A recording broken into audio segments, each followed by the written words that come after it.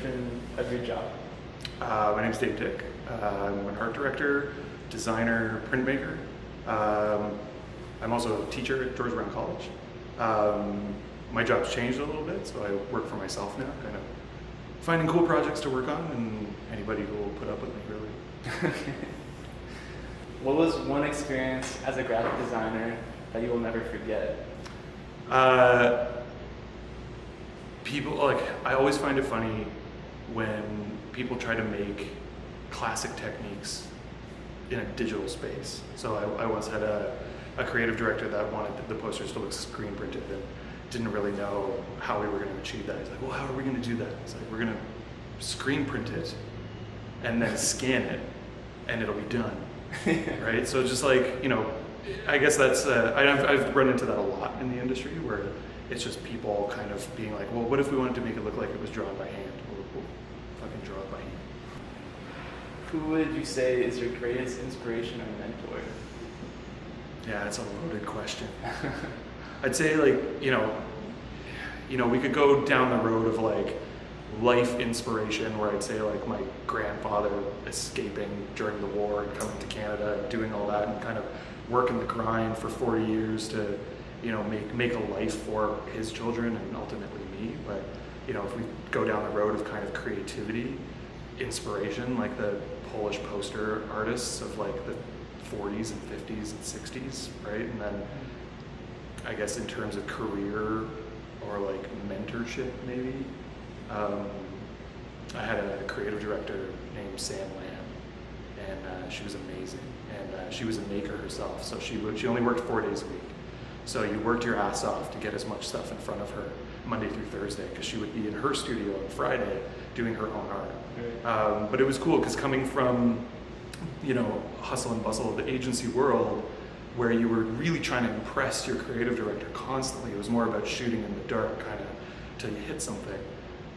Sam was completely like involved in the process. If I was stuck on an idea, I could just go sit in her office for 2 hours and we could bang it out and have a coffee and just kind of knock the idea around till we had something totally solid. So if it's like a person in career, it would have to be her for sure. What was the strangest job request you've ever had? Porn. Really? I was asked to do an amateur porn website and brand, and I turned it down. There's a part of me that really, really wanted to accept it, but the client was like so sketchy. Yeah. I just wasn't. I knew I would never be paid. You know what I mean? And maybe the way they wanted to pay me, I wouldn't be okay with. So. Okay, we'll leave it at that. What was your favorite project you've ever worked on? And I guess the least favorite was my least favorite project. I'd say let's start with least favorite. Yeah. Probably a certain delightfully sunny colored beverage. That was really it was the project that made me realize that I didn't want to help billionaires make another $1 billion off the backs of the little guys. Yeah. I actually left that agency when they took on a certain giant department store as their client. Because it didn't feel right to me. I don't buy those products, I don't shop at those stores for very specific reasons, so why would I kind of work on them? So my least favorite, I'd say, are any of those like kind of faceless corporations. Was that hard to do? It was very hard to do. Yeah. Very, very hard to do. Because I was young and green and hungry, and I wanted to make it in the industry and do my thing, but you have to be able to sleep at night, and you have to be able to look at yourself in the mirror in the morning, and it's one of those things that like these people don't consider the people that work for them, and they don't consider the people that are consuming their products. And when you have to put contains a 5% juice on all of your ads, it kind of like turns your stomach a little bit, right? So I'd say that's least favorite. My favorite by far would be Showcase. I worked on Showcase for 5 years, and I did some of my best work for Showcase. And then we ultimately ended up rebranding the network because the content changed a lot over the 5 years that I worked there. And that was a huge project, and kind of being the lead art director on that project in terms of the brand and developing that brand with the on-air and off-air team, it was awesome. 6 months we lived and breathed that rebrand, and I would do that over and over again in a heartbeat. If you could have one superpower, what would it be? Oh, one superpower. Yeah.